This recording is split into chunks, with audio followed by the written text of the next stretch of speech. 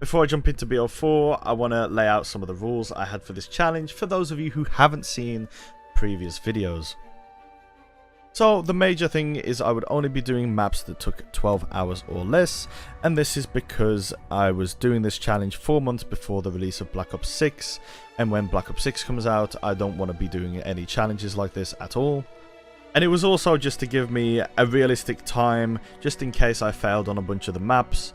And let's be honest, if I were to fail on something like Town, when I'm like 80 hours in, and that could happen multiple times, it's not realistic to include that in a challenge that's going to take 4 months.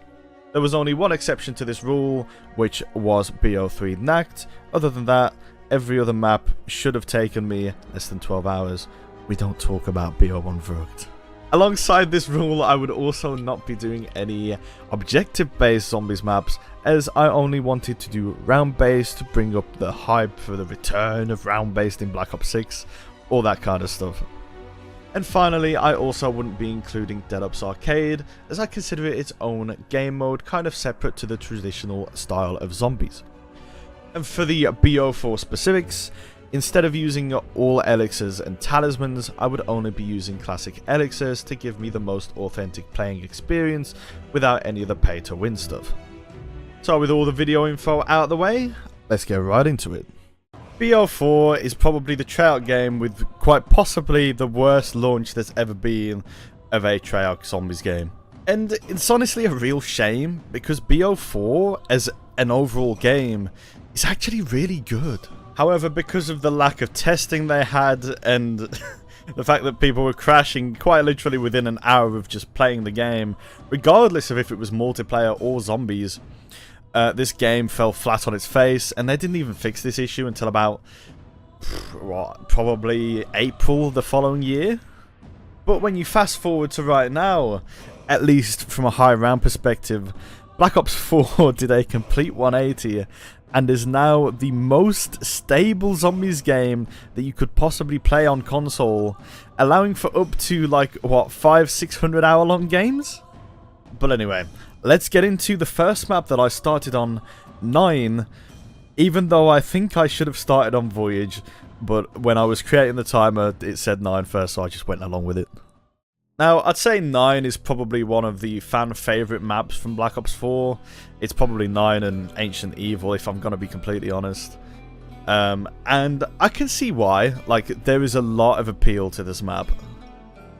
But as always, before we get into the map, I need to talk about the perks, the specialists, the grenades, and all the elixirs that I would be going into each map with.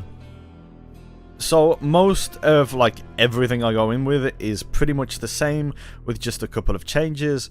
But for 9, what I would be using is Stone Cold Stronghold as my Danu slot, PhD Slider in my Ra, Bandolier Bandit in my Zeus, and Time Slip in my Odin slot. Now, something to remember is that in the Odin slot, that is your modifier perk, and that means it has a little extra bonus.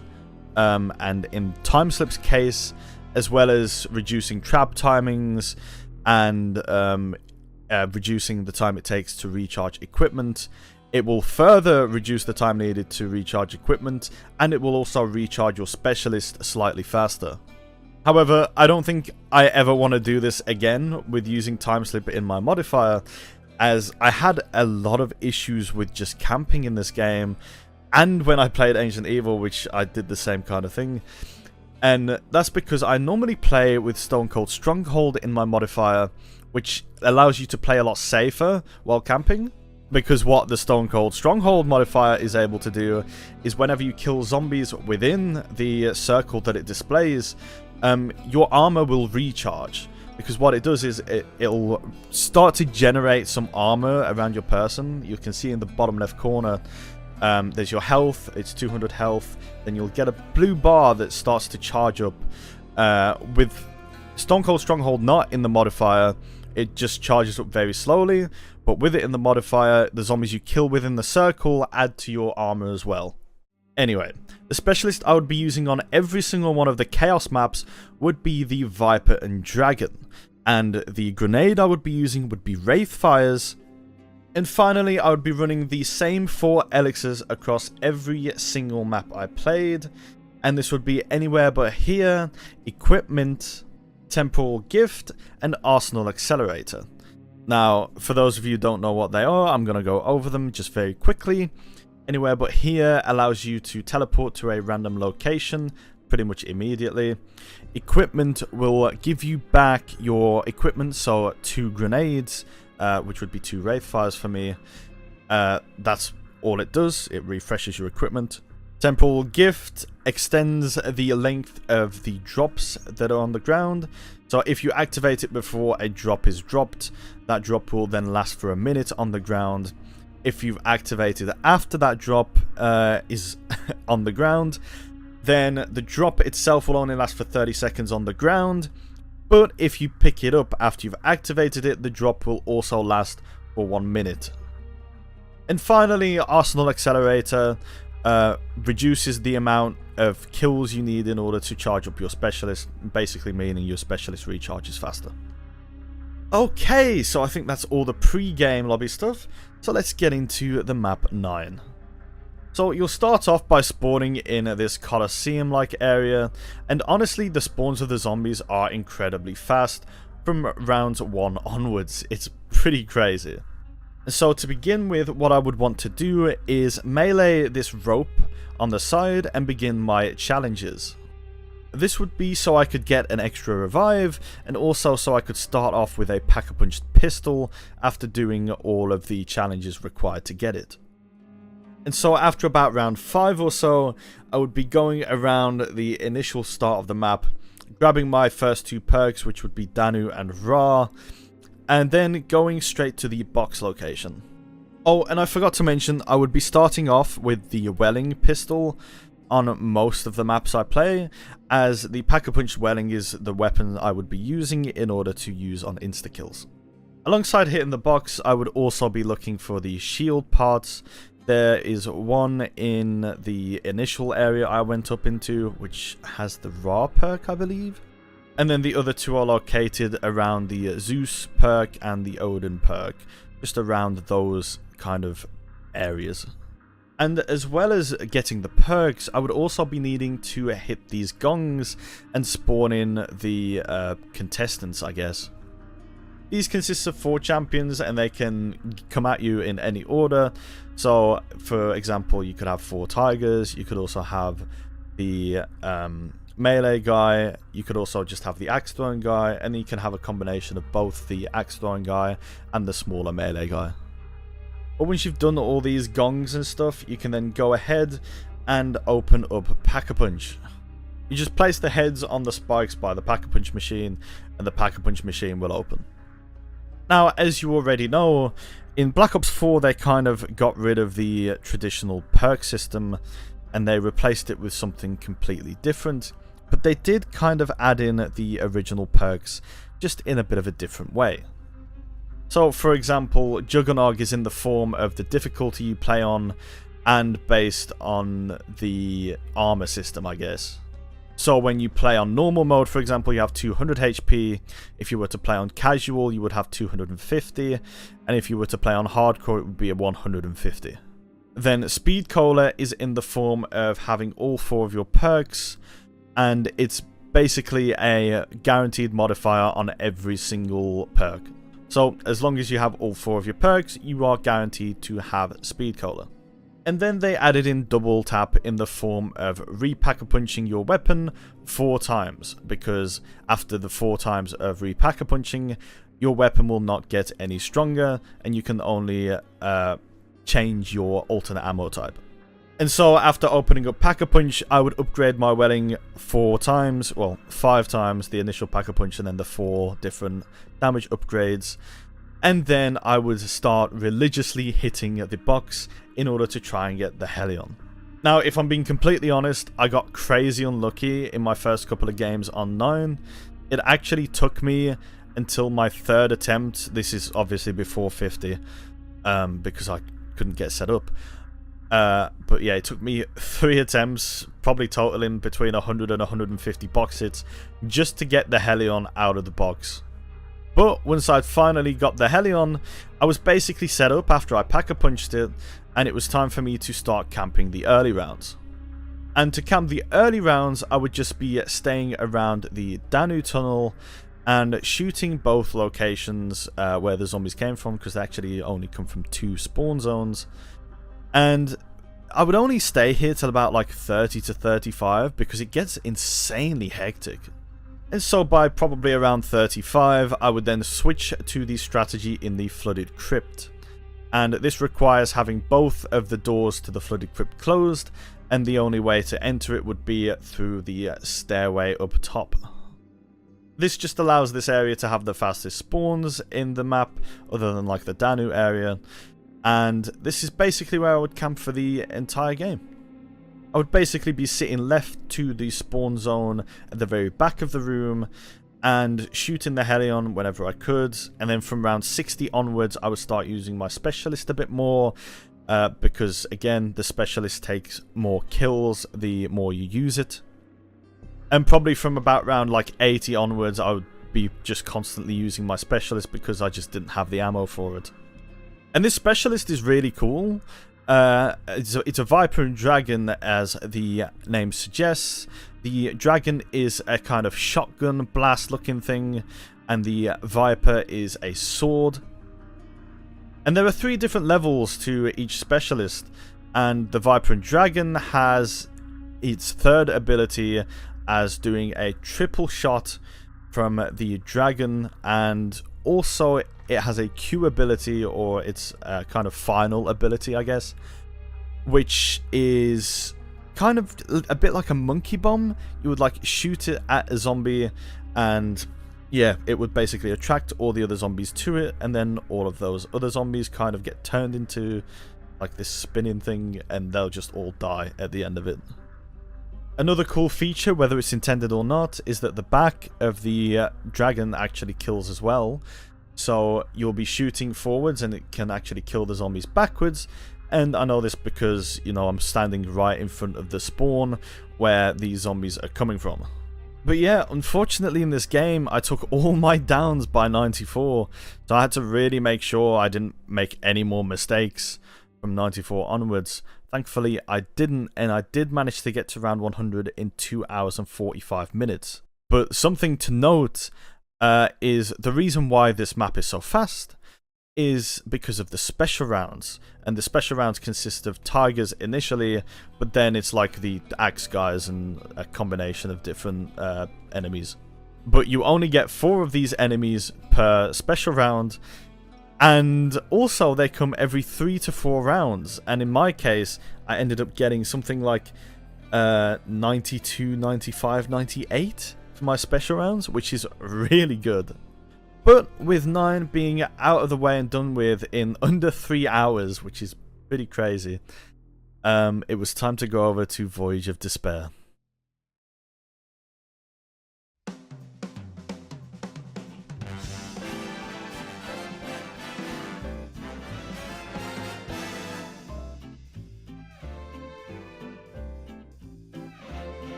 Voyage of Despair is probably the slowest, or if not one of the slowest maps overall on Black Ops 4. And one of the reasons for this is probably because it doesn't have any special rounds, which means you just get full zombie rounds every single round you play. But this map is also pretty cool and unique. You're basically on a boat, and the amount of doors on this map is unreasonable. I think it takes like 12,500 points just to open every door on the map or something. But yeah, it's a pretty cool map nonetheless. But before I load into the map, I do need to change my perks slightly, changing my Danu from Stone Cold Stronghold to Secret Source, and my Odin from Time Slip to Stone Cold Stronghold. Oh, and also my Zeus from Bandolier Bandit to Dying Wish. So let's go over the new perks real quick.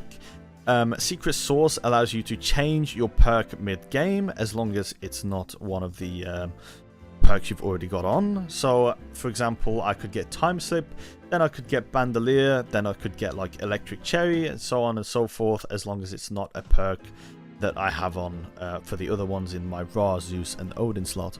And you can actually have Secret Source on every single one of your perks. So if you really wanted to, you could randomize every perk you want. And I think this is a really cool feature, and it helps out from your initial kind of loadout. Because to begin with, I would want Time Slip in order to hit the box faster, because Time Slip actually decreases the amount of time the box spins for before you can get your weapon. I think it cuts the time in half. And then to have Bandolier Bandit later on, where I would get an extra 8 bullets from my Helion. And then you already know about Stone Cold Stronghold, so it's just Dying Wish. And Dying Wish is basically like an extra quick revive.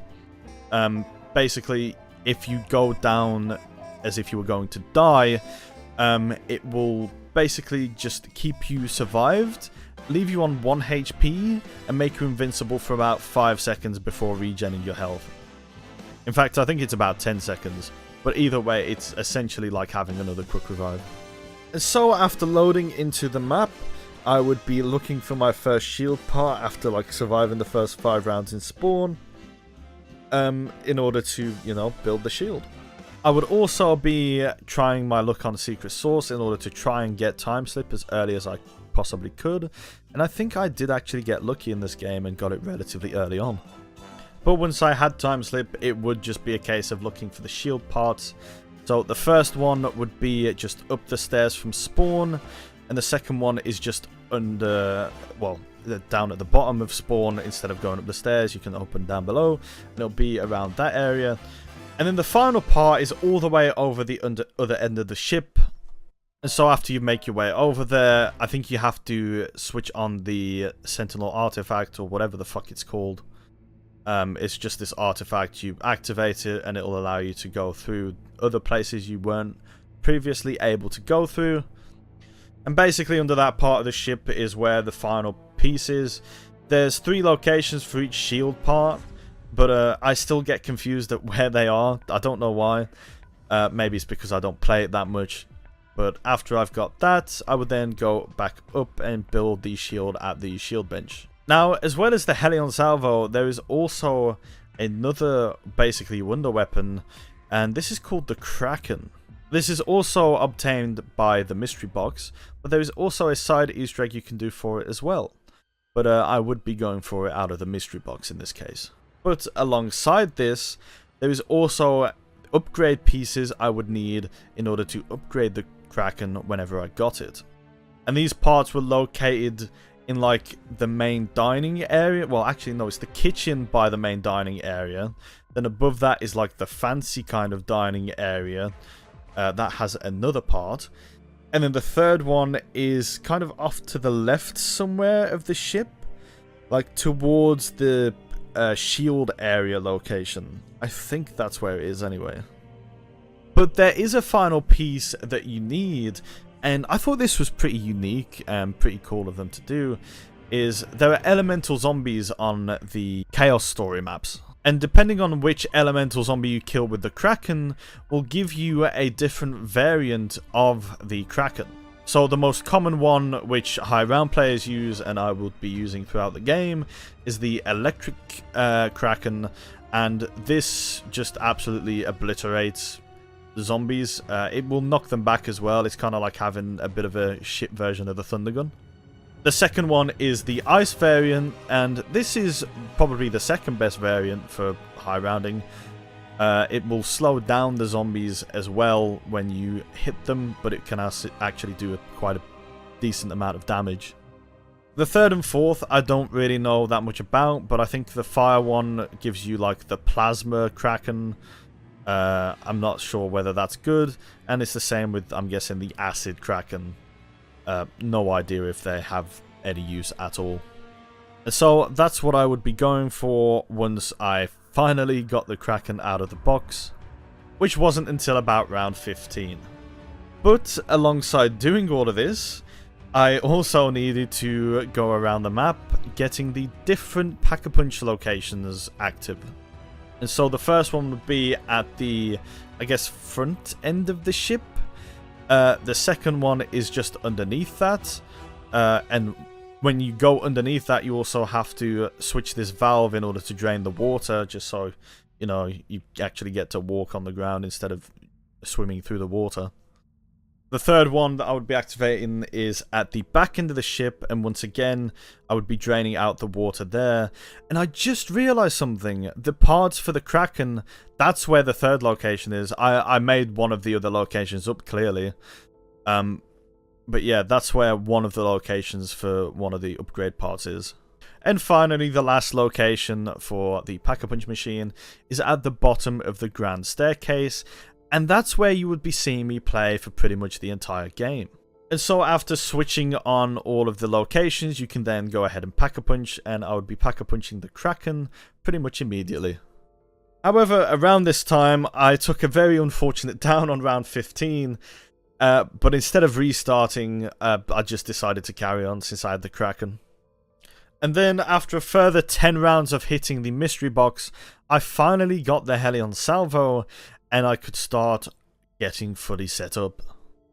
And so I got very lucky with my secret source perk, because on round 26 I think I hit it like once or twice, and I got Bandolier Bandit, and I just waited for the Pack-a-Punch machine in order to upgrade the Helion Salvo. And then I had managed to get a electric attachment for the Kraken quite early on, and so I had pretty much everything I needed. And this is one of the easier strategies on the map for sure, because you would use the Helion Salvo for the most part, saving probably 8 bullets for the Blightfather whenever that thing spawned in. But when you were down to that, you would just switch to the Kraken, and you would use the Kraken to kill with otherwise. On top of this, I would always make sure I had a spare electric foot or electric part, whatever the fuck it is. And this was so I could go ahead and refill my ammo whenever I needed. Because what you can do is, even if you have the same part for the same version of the Kraken, you can just go up to the crafting bench where you initially made the variant for the Kraken, and you can just refresh your ammo for, I think it's like 6,000 points, which is nothing when you've got like close to 1 million. And so I think I only had to do that about 3 or 4 times in the entire match. But if I needed to, I would escape the lower grand staircase by using the fast travel portal, just by going up the stairs, going to the left, and then through that doorway, and then the portal's right there. That would fast travel me just by the freezer room, very close to the buyable variant for the Kraken. And so I'd just run straight to the bench, basically upgrade my Kraken again to the same variant, and then travel back to the grand staircase by using the fast travel portal at the bottom of the ship.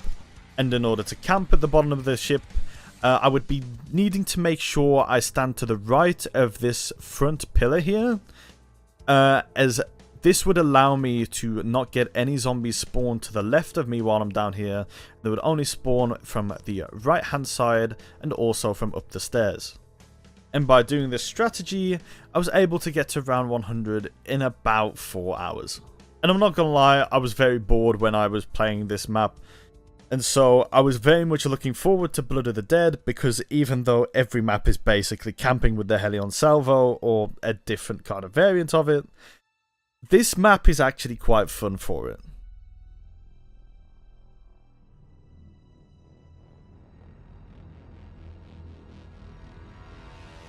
So going over to Blood of the Dead, and we have the OG crew instead of the Chaos crew, and this is actually pretty interesting, because the specialist has changed, but everything else pretty much stays the same. But the specialist I would be using throughout all of the OG crew would be the Death Machine. I think its name is actually the Overkill Specialist, but yeah, that's going to be the one I'll be using on every single OG crew map. And so on Blood of the Dead, I would be starting off in this spawn room area. Obviously, it's not like the OG Mob of the Dead spawn room. It's a little bit different because it's a bit of an extended map from the original Mob of the Dead. So I'd stay in the spawn room till about round 4 or 5, and then I'd make my way over to the power area in the first place, It's right next to New Industries, I think. I don't know if it's a part of New Industries. I can't remember. But yeah, I would be switching on the power in there and then hitting the box location that was over there. And would you fucking believe it? I ended up getting the Helion Salvo out of the first box location. And this was good because it meant I didn't have fire sales in my drop cycle. So a really, really nice start for me. However, I also wanted the Blundergat, but I knew I could get that with the Hell's Retriever. But I did end up having to look this up during the game, so it was pretty bad, to say the least. But anyway, after switching the power on, I would then be going through a secret source to try and get a time slip, which I did. And then I would make my way through the catwalk area and across the recreation yard through to the main building area of Alcatraz. Along the way as well though, I would be feeding the dogs so that I could unlock the Hell's Retriever. I would also be looking for the shield parts along the way. I know that one of them is up top and it's like a blue glowing light thing. The other one is down by the building 64 area, which is basically like just on the other side of Jug if you were playing the original Mob of the Dead. It's kind of in that area. I forget if the key is like the third part for the shield. I don't particularly remember. But once I was down in the building 64 area, I would then be switching on the power to switch the power on for the entire place now, so that I could buy the rest of my perks and also activate Pack-a-Punch. But at this point I also still had to feed the other two dogs, so there was only one dog that was in the same location as the previous version of this map, which was Mob of the Dead. And this was by the B23R wall buy in the original version. And then the final dog was outside the warden's office in the extended area, and it was just on the outside there. And then in order to grab the Tomahawk, instead of going into Afterlife, because there's no Afterlife system on this map, you would go through the fast travel area, which is like underneath the map. It's like just over some lava pit, and then you grab the Tomahawk there. So once I'd done that, it was a case of then getting all of the skulls with the Hell's Retriever. And a few of these are in like different locations. I know one of them is in New Industries, and the other one is just outside of the area of the warden's office. Other than that, I think the other three are in like very similar locations, because I believe one is on the roof, one is in the same or similar like jail cell with the skull, and then the last one is down at the docks. And then after hitting all of these skulls, I was able to get a free Blundergat. But the only problem now is I needed to get rid of the Hell's Retriever, and as far as I know, there was only one way of doing this. And that was to go through the tedious process of upgrading the Hell's Retriever, which consisted of me going back to the kind of catwalk area, killing zombies there with the Tomahawk, waiting until I heard a sound, and then looking for some fucking blue dog around the map. I think there's like 7 to 10 locations for it. I've got no idea how many there were. And then finally, once I'd found that, I could then chuck my Tomahawk in it, and then that would be the end of getting rid of the Tomahawk. You can then from there obviously upgrade it. I think it's got to do something with like sucking in the key, or sorry, sucking in the lock from the box with the key from the shield, or something like that. I could be making shit up. That might be for something else entirely. Actually, I think it is. I think that's for upgrading the shield, so ignore what I just said. But yeah, I'd just get rid of the Tomahawk just so I could have Wraithfires back, because Wraithfires are going to be a lifesaver later on. So at this point, I was almost fully set up. I had the Blundergat and the Helion Salvo, and I had all my perks. So now it was time to finally go ahead and Pack-a-Punch. And all I needed to do was suck up 3 zombie souls with the key from the Spectre shield that I had on my back, and then use one of those charged shots to charge up the electrical panel on the roof, and this would allow these ghosts to come down and craft the Pack-a-Punch machine for me. At this point, a warden does spawn in, but I didn't really care, and I just went ahead and pack-a-punched. I killed the warden, and then upgraded my Helion 5 times like normal.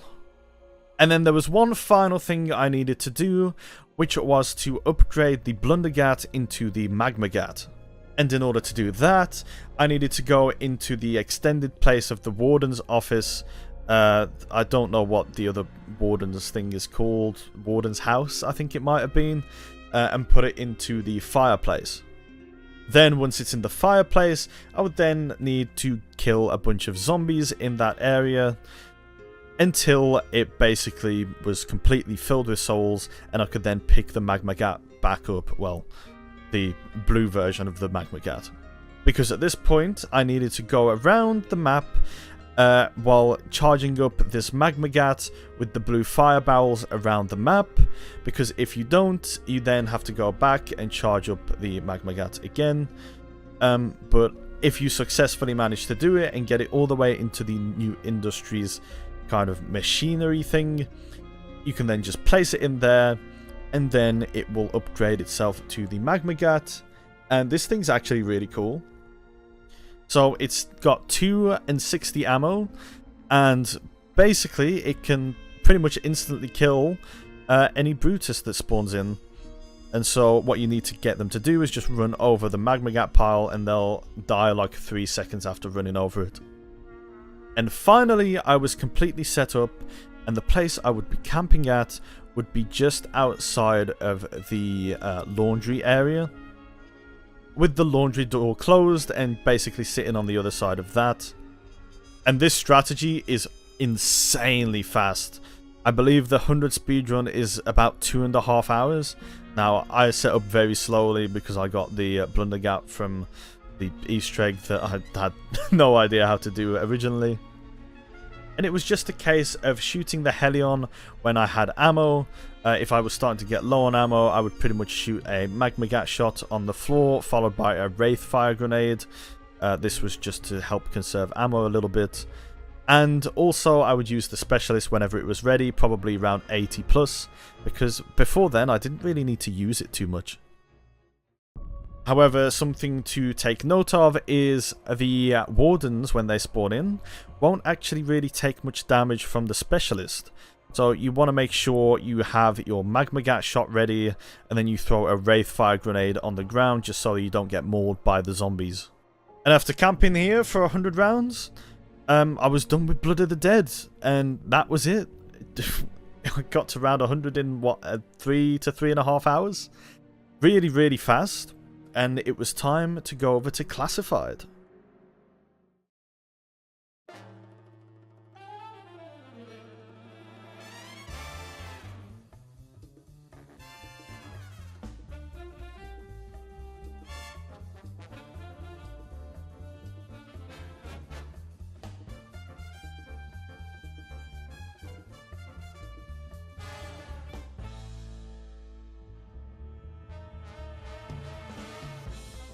I would say that Classified is one of the easiest maps to kind of maneuver around and learn, and there's not that much stuff to do on it. That's in comparison to pretty much every other map on BO4. So it was nice to just jump on a map and not really have to look that much stuff up. The only thing I needed to do was some of the shield locations every now and then, but other than that, that was pretty much it. So we'd start off in the usual fashion, and I'd stay in the spawn room till about round 4. I'd be using the exact same perks as before. And then after I left the spawn room, I would be keeping a particular door closed just in case I had to run the trap strategy later on. Thankfully I didn't, but it's just nice to have that security.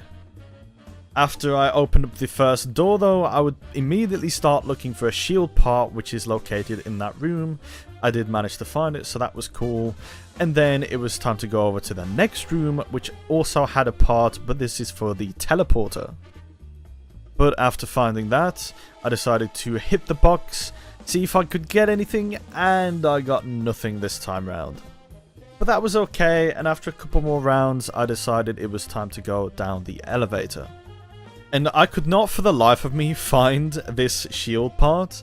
And so I did have to look this one up. It was just behind the staircase, kind of, as you were coming down into the kind of war room middle section. And I also went ahead and went into the new building area that's right next to the war room and picked up a trap piece. Because in 5 and Classified, you have to actually build the traps yourself.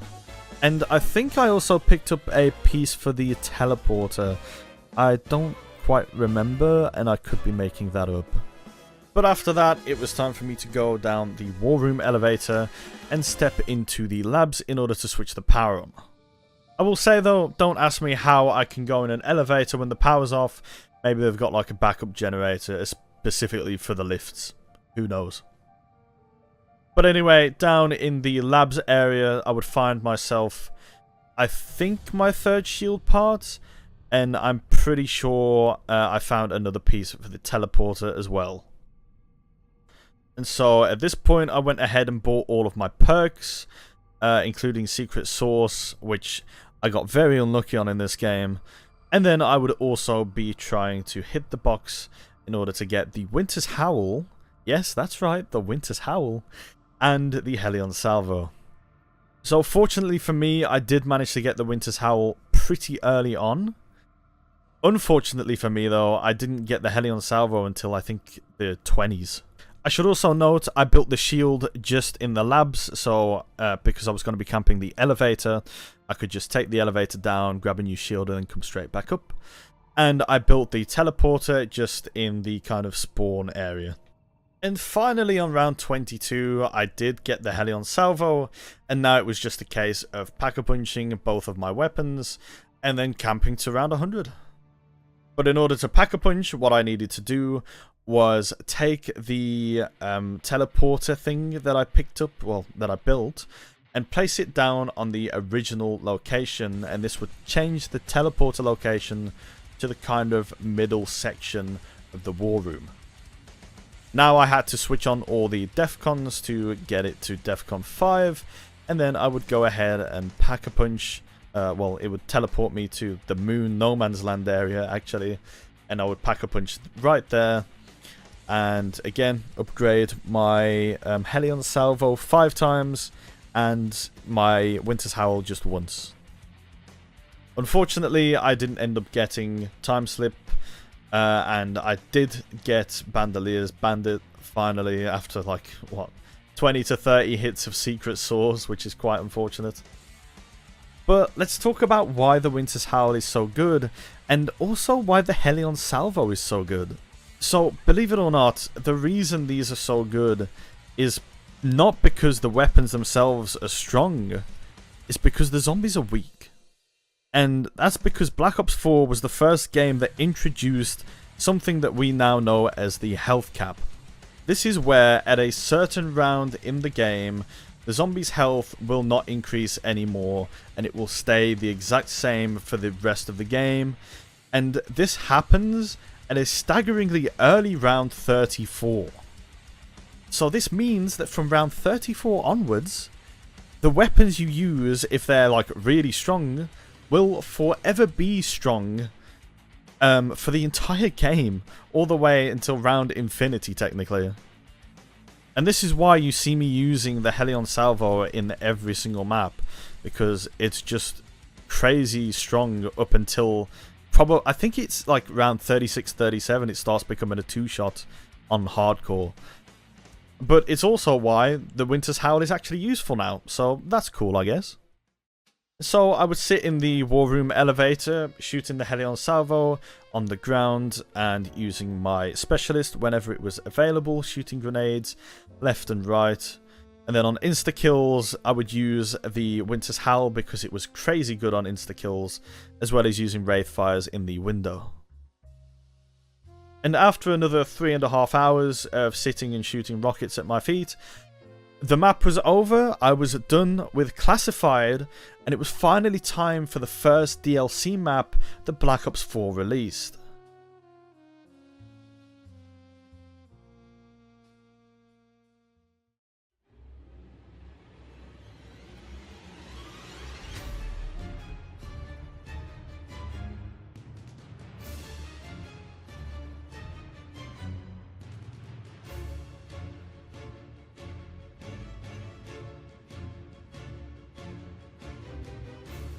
Dead of the Night is probably the worst marketed maps in Treyarch history. And I don't know why this map was marketed so poorly, because it was actually a really fun and interesting map, and they actually had a celebrity cast for this map. And if you're from the UK, you'll probably recognise somebody called Brian Blessed. And he is the character that I would be playing as throughout the entirety of Dead of the Night. And probably my favourite part about this map in general is just the quotes that come out of his mouth. It's absolutely brilliant.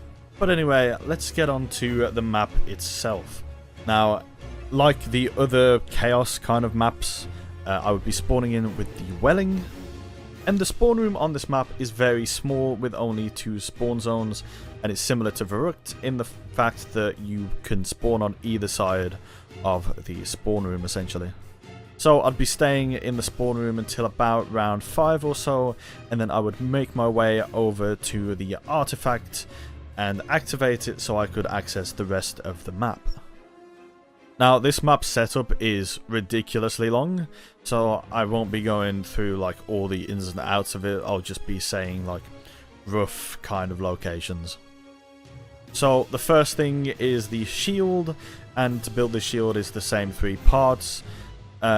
Each of the parts have 3 separate spawn locations, but they'll be in relatively the same area, and they're pretty much over the left, middle and right hand side of the mansion. And I would go ahead and build the shield in the smoking room. Then it was the case of getting silver bullets, which required me to go ahead and get like some gunpowder, I think it was, some hot coal, and I think some like fertilizer or something. And then I had to take all of this back to the crafting table. As well as this though, I had to go around the mansion and find 3 different pieces of silver, and this was in order to melt it down, because what I was going to be crafting is silver bullets. And so once I had gotten these 3 pieces of silver and the other 3 pieces for the silver bullets, I was then able to craft the silver bullets table. And at this point, this is where you can just go ahead and buy ammo for any weapon for 6,000 points that have silver bullets on them, and you can equip it to any weapon that isn't a wonder weapon, which includes the Helion Salvo. As well as this, I would also be looking for some arcane cores, and this was so I could build the trap switch to where I would be camping. In fact, I think they're called fire cores, but I'm not too sure. Either way, you can pick it up, and it's kind of like modifying trap switch locations. I think there's either 3 or 4 places you can place these, and when you place them down, they can be turned into this fire trap, which will kill the zombies that run through it. And if you're not careful and pull out your shield, they can also kill you. So if you do want to run through it yourself, just pull the shield out in front of you, and then you can run through the trap like normal. But after crafting silver bullets, I would then make my way around the map and get all of the different tuning forks in order to unlock the place where I could pack-a-punch. And in order to do this, you've got to find 3 vases around the map. They'll be glowing with some smoke out of it. It'll be blue, green and purple smoke. And when you look inside each one of them, each one will give you a different kind of vision. One will give you a perk, one will give you like a painting or a doll or something, and the final one will give you a clock. And basically you have to go around this map, find these different things. With the perk thing, you'll get a vampire spawn in, you kill it, and it will drop a tuning fork. The painting or doll or whatever, in my game it was a painting, you follow the ghost. The ghost will lead you to some place, and that will give you a tuning fork. And the final one would be the clock. You basically complete a lockdown kind of step. You'll have to survive in this little circle area, and once the clock essentially strikes midnight, it will drop you the tuning fork. Then after doing all that, you can finally make your way to the forest area. This will spawn in a werewolf. You kill the werewolf. If you kill it with silver bullets, you can pick up an upgrade piece for the wonder weapon.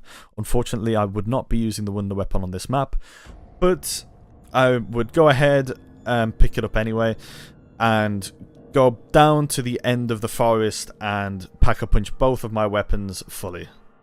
Oh, and something I forgot to mention is I actually got the Alistair's Foley on like my 3rd hit of the box or something. And I also managed to get the Helion out of the first box location as well, which was incredible. I got really lucky. And so at this point, it was time for me to camp in this area. And where I was going to be camping is actually the Danu statue. So I don't think I did this particularly correct, but I think it might have been faster anyway. I'm not too sure. It did take me quite some time to set up on this map.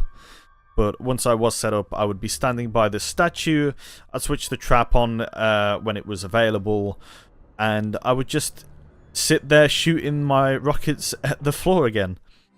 And I did this until round 100. Once again, using my specialist whenever necessary. And I think I completed round 100 again in between 3 and 3.5 hours. Which is really fast. And with that over and done with, it was time to go into the final Chaos map, which was Ancient Evil.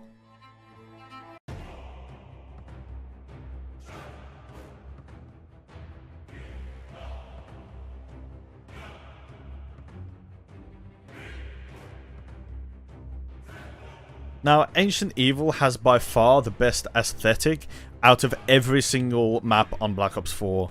It is beautiful, it has really good graphics on PC, and it's just overall got a really nice setting for Greek mythology. So the main strategy on this map is actually camping in the spawn room with the kind of big barrier closed. Because if you sit at the back over here, I believe it's something like a 4 spawn location, and it's just really fast. And this was the other map I actually made the mistake of having Time Slip as my modifier perk. But anyway, I'd stay in the spawn room until the end of round 4, in which I would then leave and go straight to the Sentinel artifact. And after activating the Sentinel artifact, I went ahead and went around the map and grabbing all of the shield part locations. The first one being on my way to the Sentinel artifact. The second one being a spear part that you can pick up that's close to like the Geganese location. And the third one being from the Geganese himself, he will drop a shield, like the main kind of base of the shield, after you pick up the saddle that you'll need to ride Pegasus. After you pick it up, you'll get a Geganese spawn in, you can kill him, you get the shield part, and then you can craft the shield. This is by far the coolest shield design they made in Black Ops 4. It's a real kind of Spartan shield, where you've got one part of a shield, and then you have another part where you can throw a spear at the ground or at the zombies.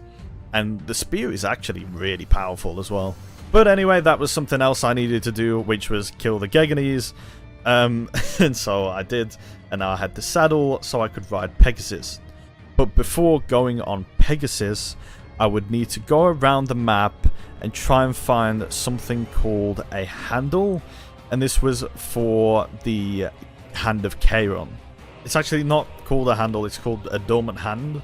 But basically around the map you'll see these like little purple sparkly things shining up. They're very hard to see. In my first game it was this crystal looking thing it came out of. I had to whack the crystal to reveal the dormant hand. I had to pick it up, and then I was able to go to one of the locations to place the dormant hand in order to upgrade it into the variant of the hand that I wanted, which was the Blood Gauntlet or the Hand of Charon.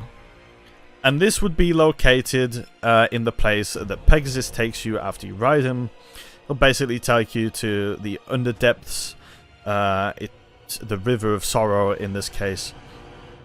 And at this point I'm already looking for different parts, and this is for an equipment which gives you the Pegasus staff. And so the first part is located in the River of Sorrow. I would go and pick that up, and then I would make my way over the left hand side in search for an anvil. And the third part I believe is located on the other side, opposite of where you get the anvil.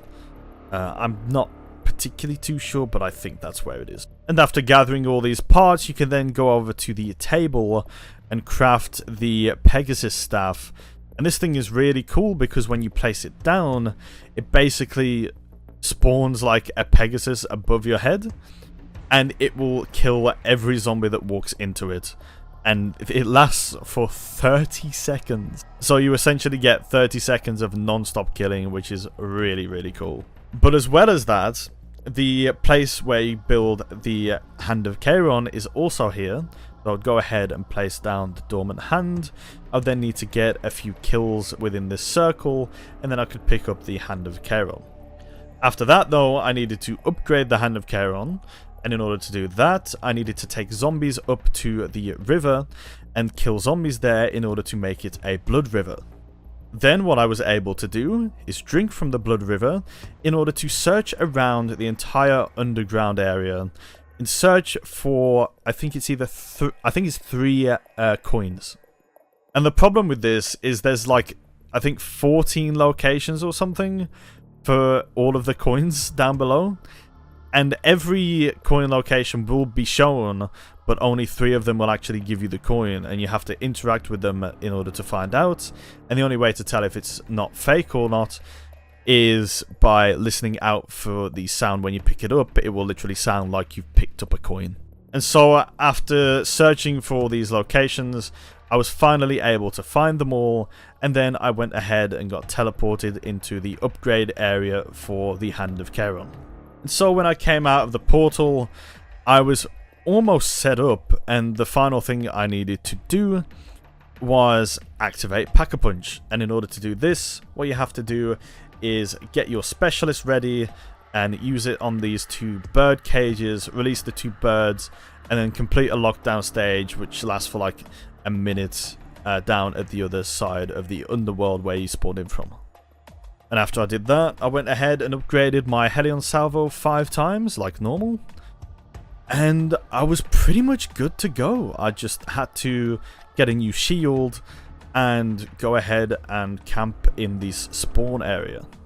And the strategy this time would be to use the Hand of Charon in order to attract the zombies, and then shoot the Helion Salvo at them in order to kill them a bit faster than just letting them drop down into the blood pile. And then whenever my specialist was ready, I would go ahead and use my specialist, probably around 70, 80 onwards, and use it at this wall, switching between directions, as this would give me the most amount of kills. And on this map, equipment is really nice to use, because it can allow you to just constantly spam the Pegasus staff, and this staff will genuinely get you about like 150 kills every time you place down the staff. And so, in no time at all, I managed to get myself all the way to round 90, in which I had something very unfortunate happen to me, and thankfully it was only the first time it had happened in this challenge, and that's the fact that my game crashed. And at this point in the game, like, I was 11.5 hours into my stream, but I still managed to find the perseverance to restart the map, do the entire setup again, and get all the way to round 100. It wasn't without a few hiccups along the way though, as I ended up going down, I think either 2 or 3 times, and used my dying wish about 5 times, because I was just so tired and wasn't paying attention. But after about 3.5 hours, I did manage to complete it, and I had managed to do 3 round 100s that day with a round 90 fail, and I'd ended up streaming for 16 hours that day. But I was still super motivated because I only had 8 maps left to do until the end of the challenge. And so this led me on to Alpha Omega, which I started on the following day.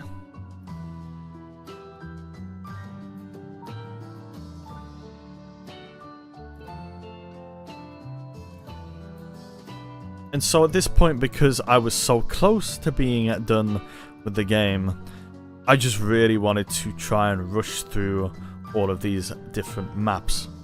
And I'm not gonna lie, Alpha Omega fucking sucks. But it has one of the most simple setups for me, because I was going to be doing the Electric Burst strategy. And in order to do this, what you need is 2 new perks. I'll be using Electric Burst in the modifier slot, and Ethereal Razor in another slot. Ethereal Razor lets you basically melee multiple zombies at the same time. I think it's up to like 4 or 5 or something like that. And Electric Burst in the modifier slot, if you were to empty your entire mag, it would activate this ability whenever you knife zombies for the first time. And you can go ahead and melee all these zombies with it being a one-hit kill. For the duration of the ability it lasts, which I think is about 10 seconds. And so what I needed was the ballistic knife, so that whenever I reloaded the ballistic knife, it would be an instant activation of the electric burst ability, and then I would go ahead and knife the zombies, and then shoot another ballistic knife on the ground when it was finished, in order to reload and activate the electric burst modifier again. And then obviously I would pick up the ballistic knives off of the ground every time I did this, allowing for an infinite use of this strategy. So as you can imagine, the setup was fairly simple. I would go ahead, run around the map and switch the power on, then I would get all of my perks and then hit the mystery box in order to try and get the ballistic knife. And in my first game on, I got very lucky. But during that game, I decided to try and see if I could run a macro, and it instantly closed my game, meaning shit. I had to restart that hour's worth of progress. However, by round 20, I did manage to get the ballistic knife, and I'd also made sure to have Secret Source on, so I could have Dying Wish later on in the game, just in case I did end up fucking up. But at this point, I was fully set up, and it was very necessary to make sure, if I was going to do this strategy, that I did not switch any of the Pack-a-Punch stuff that was needed on. I needed to make sure that Pack-a-Punch was stayed locked. And this was so I could keep the power off to the doors that were locked, and this would just help speed up the strategy and make sure that no Nova Crawlers spawned in. And at this point, all I had to do was sit in this spot, melee the zombies when they were climbing up, and use my specialist whenever necessary. But on round 67 or 68, things took a turn for the worse, and I did actually almost die running this strategy because I was sitting too close to where the zombies mantled up. One of them pushed me off, and as I was trying to recover, I went in Dying Wish. And something about being in Dying Wish and using the electric burst modifier and Ethereal Razor just didn't work. I was only able to kill like one zombie at a time, and so I ended up taking a down there, and then I ended up taking another down in the same round, leaving me on no more revives. Thankfully, that was the only mistake I made in that game, and I did manage to get to round 100 in about 4.5 hours. And that is quite literally all there is to Alpha Omega high rounds. The high round community doesn't actually technically allow this, but I don't really care, because the other version of the strategy that requires you having like a Pack-a-Punch trench gun and teleporters placed around the map, it's a lot slower and it's just as easy. Like, it really is just as easy. I've done it before many a time, and it just takes like 1.5 hours longer. But with that out the way, it was time to go on to the final Black Ops 4 map, Tag the Toten. He's the sweetest guy in the whole universe! If I'm being perfectly honest, I don't think Tag the Toten is what the community was expecting when they were hearing like a Call of the Dead remaster. But for high rounds, it made for one hell of a fast map. And thankfully for me, it was a map that I didn't need to get any weapons out of the box on, because I could technically play the strategy with a wall weapon and a wonder weapon that you get from doing a side quest. So once more, I would start off in the spawn room, I believe with the Strife, and go ahead and kill all the zombies on round 1 while picking up a shield part in the first room. And I would also be switching the power on in the first room. Then I would exit the first room up to where the lighthouse area is and stay in that area for a few more rounds. Then on like round 5 or 6, I went ahead and just hit the box just to test my luck to see if I could get anything good. I got like nothing good this time round, which really sucked. But I went ahead and used what I was given for the early game. Then, because these fire zombies were annoying me, what I did is I would snowball the heads off of 3 of them, as this would be an insta-kill on any round, by the way, I'm pretty sure. And I would pick up 3 different parts from these fire zombies, and this would just allow for them to never spawn in again. Then I went ahead and went around the map to try and find all of my pieces for the zombie shield, and I would craft that in the area where you would normally find PhD. Something else I went ahead and did is I would put the zip lines in position by turning these valves in the 2 different locations, the one being on the ship where Mule Kick is, and the other one being on like the main ship where power is. Then after I set these in positions, I went into the cave that's right next to the original spawn room on Call of the Dead and shot this blue rock. I then went up to the lighthouse and gave the guy in the tower, well, at the top of the lighthouse, the blue rock, and he also dropped me the zipline handles. And at this point there was one last thing I needed to give him, which was this power box for the flinger. He went ahead and repaired it, and I went ahead and fixed the flinger. So now I had everything I needed in order to switch on the second power switch and also buy all of my perks because I had enough points. So I went ahead and bought brew, cola and soda, and then went ahead and switched on the power in the other area in order to buy my Stone Cold Stronghold. Alongside this, I also went ahead and did the quest in order to get something called the Tundra Gun. Now this is basically the Thunder Gun, but it shoots snowballs. How fun is that?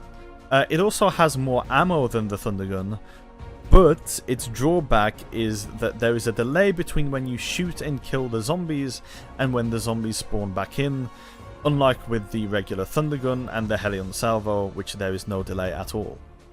So this did mean, unfortunately, that I was going to end up being a bit slower than I would have liked, but it doesn't really matter. But anyway, in order to get this Tundra Gun, what I would need to do is get these snowballs and throw them at 5 different targets within a specific amount of time. The first target is up top where I just zipline to, that's by the tonic area. Then I would zipline down the zipline from that target area and go into the spawn room. There's no target in the spawn room, but I would pass through it to the other area where you would slide down in order to get speed cola on the original Call of the Dead. There's a target down there. Then I would make my way up to the top deck of the ship and hit the snowball there at that target. Then I would go ahead and cross on the flinger, and in the middle section of where I got flung to, there would be a target there for me to throw a snowball at. And then finally I would need to make my way up to the top of the lighthouse, take the zipline down to the other ship area and throw a snowball at the target that was just hovering above the box where you get the Tundra Gun, and then I would go ahead and pick the Tundra Gun out of the box.